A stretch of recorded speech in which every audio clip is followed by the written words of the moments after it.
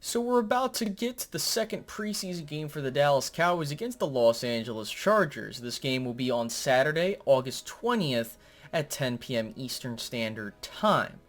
Now with that being said, there are a couple of things that I am on the lookout for, especially with what happened in the last preseason game and also what I'm hearing in the practices. So that's what we're going to talk about in today's video, kind of a list of things that you want to keep an eye out for going into that second preseason game. Now before we get fully started with this video, first things first, if you can like the video, that'd be greatly appreciated. Doesn't take too long to do whatsoever, and it helps the video perform better in the algorithm, so thank you so much for that.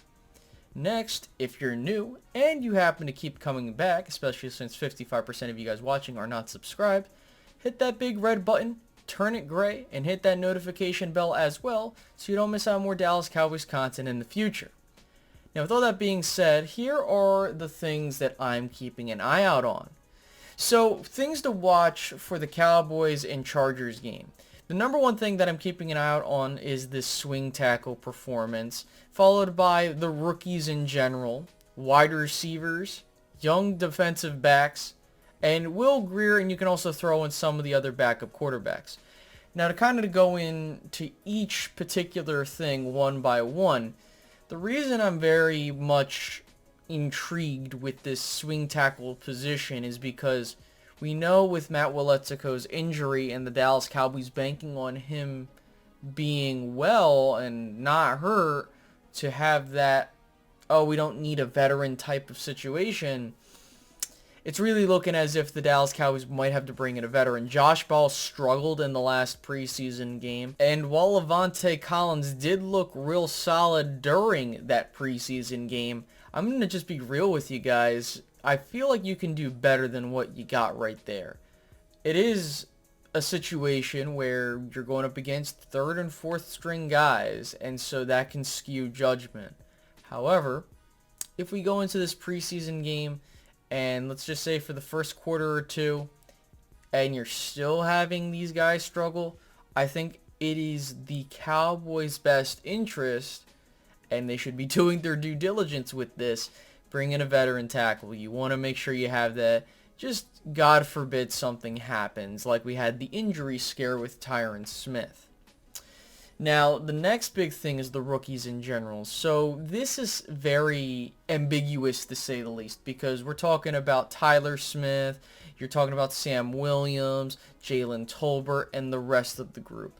So I really like what I saw from these rookies, and I think that it's really hard to gauge the tight ends, wide receivers, people like that, because of the fact that you don't have real good quarterback play like what happened in the last game.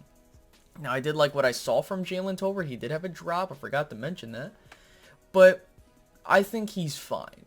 My biggest thing is the guys, as we get into the third position group in a moment, the big thing is that I need to see these rookies continue to play well. I'm talking about Deron Bland, I'm talking about, Harper, a bunch of these other individuals, right? And that is where it's going to be make or break it for these Cowboys, because with them not going out in free agency to build upon this team as they should, like they did in the previous two off seasons, it really feels as if they're putting themselves between a rock and a hard place on purpose. Now moving to these wide receivers. The biggest thing is we want to see some form of comfort level with the Cowboys with these wide receivers. Simi Fehoko had a touchdown last game. You saw Jalen Tolbert get a lot of targets. You had Brandon Smith had a nice catch.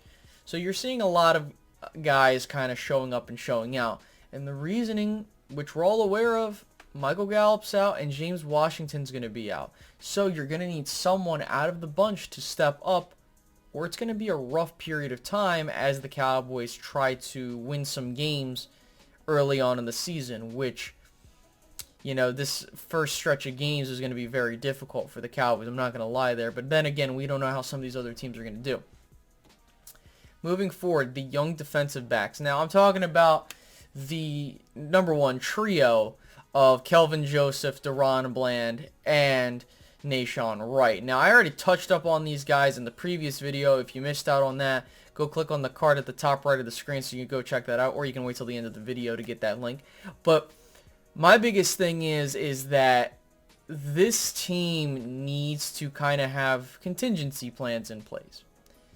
It needs to be aware of who they have behind the guys they have now, because if someone gets hurt, which is a solid possibility, it is the NFL, you're going to need to have that guy to come in and step up. Nahshon Wright and Kelvin Joseph haven't been looking good. Deron Bland, he's looking good. I would say that they need to figure out what's going on there. You could even include some of the safeties as well. However, with Malik Hooker and Jaron Kearse back, you really look at Wilson and you look at Israel. You're just trying to figure out what you guys have at the moment. So there's that. And finally, Will Grier and the other quarterbacks. The biggest thing is I want to see Will Grier play in this game. Right now, I would say he is the favorite to win the quarterback 2 spot, and he didn't even play a down. He didn't play a down, he didn't play in a practice, none of that stuff. It's primarily due to the fact that Cooper Rush didn't look good, and it could be just a one-game coincidence, and we'll see if that is the case. But that's big. You know, you need to see what you have, and I really like Will Grier. I think that he has the better talent level, if that makes any sense. But I would say the one thing with Will Grier is that you're getting a more talented player, but with Cooper Rush, you get a guy that understands how the offense works because he's been here for quite some time. I need to go with the guy that is going to be best for the job. Now, you can't practice fucked. Let's just put it bluntly there. If Dak Prescott goes down, your season's probably over, unless you have like a game or two, like the Cooper Rush game, where the guy can hold his own for a little bit.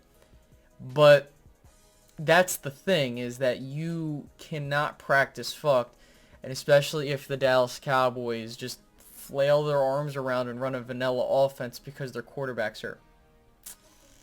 So there's that. Now, that pretty much covers everything there. So again, and I want to reiterate this to the Cowboys fans, if they win or lose, that shouldn't be our primary concern. Our primary concern should be, are these players doing well?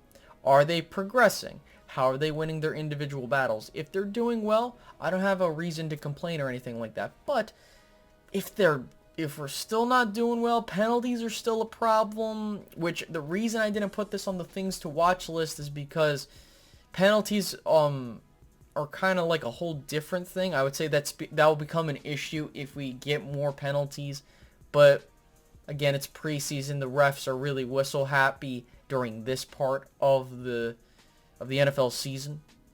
So just keep that in mind, guys. But yeah, that pretty much wraps it up in today's video. If you've reached the end of this video, thank you so much. You're a real MVP for that.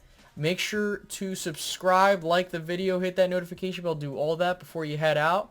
But wait until the end screen to make it easier done for you. So go check out any of the videos or playlists, if you want to catch up on my other videos. And I will catch you guys later. Have a great rest of your day, guys.